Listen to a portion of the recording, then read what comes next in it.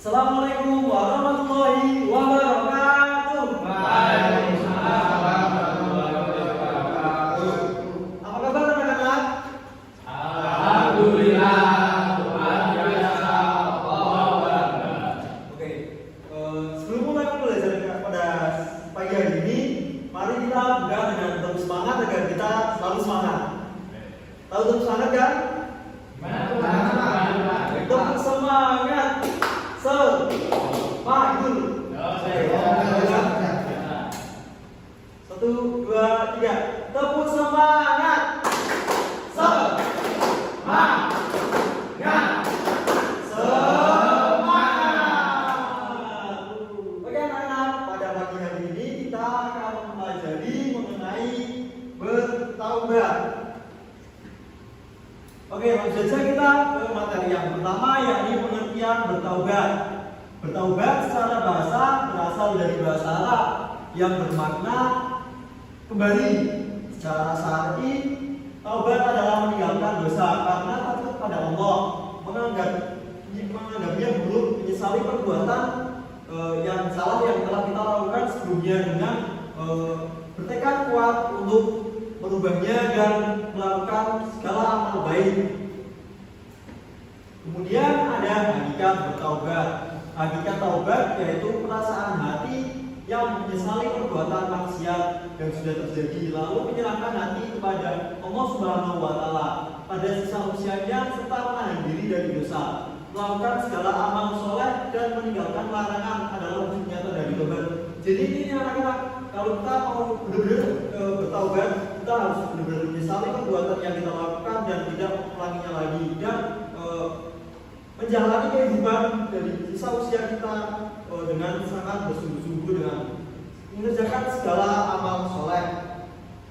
Penyesalan kita terhadap taubat yang sebenarnya dan tidak mengulanginya lagi itu disebut dengan taubatan nasuha.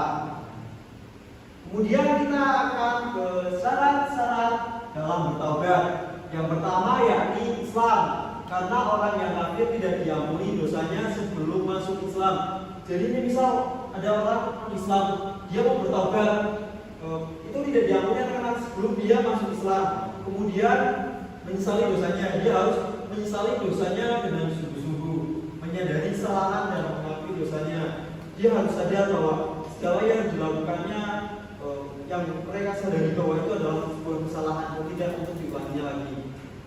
Kemudian ikhlas melakukannya bukan untuk tujuan ria atau untuk kepentingan dunia. Jadi dia melakukan taubat itu benar-benar karena Allah Subhanahu wa Ta'ala, bukan untuk ria agar dilihat orang lain bahwa kita ini alim atau seperti apa, seperti itu anak-anak.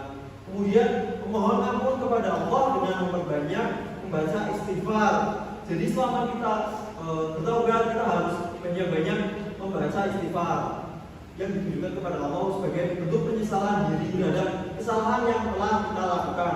Kemudian berjanji tidak akan mengulanginya lagi. Jadi ketika kita bertaubat, kita harus berjanji untuk tidak mengulangi kesalahan yang kita lakukan. Kemudian menutupi kesalahan dengan perbuatan yang terpuji, yaitu ketika kita sudah bertaubat, kita senantiasa hendaknya untuk selalu berbuat amal baik. Kemudian ada masa taubat, yakni sebelum nafas sampai di tenggorokan dan sebelum matahari terbit dari sebelah barat. Jadi ketika kita balas dari taubat itu ya sebelum nafas sampai di tenggorokan. Ini ada cerita unik dari Fir'aun, bahwa beberapa ulama berpendapat bahwa Fir'aun itu ada yang berpendapat mati dalam keadaan husnul khotimah, ada yang berpendapat mati dalam keadaan su'ul khotimah. Dia dikatakan husnul khotimah karena saat dia sedang betul maut, dia bersaksi bahwa saya mengimani apa yang Tuhan yang Musa imani. Seperti itu anak-anak. Kemudian kita sekali ini Mas Tegar. Kemudian ada banyak istighfar sebagaimana Rasulullah SAW tiap hari bertaubat dengan membaca istighfar 100 kali dan rajin sholat taubat. Ini Nabi Muhammad meskipun sudah dijamin sebagai seorang yang maksum atau terhindar dari dosa, dia senantiasa terus bertaubat kepada Allah Subhanahu wa Ta'ala dan senantiasa untuk mengucapkan kalimat istighfar. Kemudian jika perbuatan dosanya itu ada hubungannya dengan orang lain, maka kita harus minta minta maaf. Karena misal kita misal saya berbuat salah ke Mas Tegar, maka saya harus minta maaf kepada Mas Tegar sebagai salah satu bentuk taubat dari saya atas kesalahan yang saya lakukan. Dan apabila kita melakukan kesalahan itu hubungannya dengan Allah, maka kita harus memohon ampun dan senantiasa menggantinya dengan amal yang baik. Kemudian ada kemudahan taubat. Bagi orang mukmin, taubat ini hukumnya wajib. Dari Al-Quran dan As-Sunnah mendukung atas wajibnya melakukan taubat dan kedudukannya dalam mewujudkan kesalahan dan kejayaan hamba di dunia dan di akhirat. Jadi hukum dari taubat ini wajib harus kita lakukan ketika kita menyadari akan kesalahan ataupun kehilapan yang telah kita lakukan. Kemudian ada keutamaan dalam bertaubat. Tolong dibacakan Mas Alvin yang pertama. Taubat adalah sebab untuk meraih kecintaan Allah. Ya, jadi taubat itu adalah sebab untuk meraih kecintaan Allah kepada kita. Kemudian Mas Bima, atau dibacakan yang Mas Bima. Taubat merupakan sebab perlindungan. Ya, jadi ketika kita taubat, kita pasti akan beruntung di dunia dan di akhirat. Oke, selanjutnya Mas Fadli. Taubat menjadi sebab-sebab diterimanya amal-amal hamba dan umumnya ampunan atas kesalahan-kesalahannya. Oke, selanjutnya Mas Ahmad. Taubat merupakan sebab masuk surga dan keselamatan dari api neraka. Ya nih, ketika kita taubat, kita ada kemungkinan untuk masuk ke surga itu lebih besar, anak-anak. Kemudian Mas Tegar. Taubat adalah sebab mendapatkan ampunan dan rahmat Allah. Ya, yang selanjutnya yakni taubat merupakan sebab berbagai kejelekan diganti dengan kebaikan-kebaikan. Selanjutnya ada taubat menjadi sebab untuk meraih segala macam kebaikan. Taubat dalam untuk menggapai keimanan dan pahala yang besar, yakni dengan melakukan segala amal-amal soleh yang kita lakukan setelah pertaubatan kita. Kemudian taubat merupakan sebab turunnya berkah dari langit terhadap bertambahnya kekuatan kita. Kemudian menjadi sebab malaikat mendoakan orang-orang yang bertaubat. Ini nih, malaikat itu senantiasa mendoakan orang-orang yang bertaubat atau menyesali perbuatan dosanya. Kemudian Allah akan menghapuskan dosa-dosanya seolah tidak berdosa.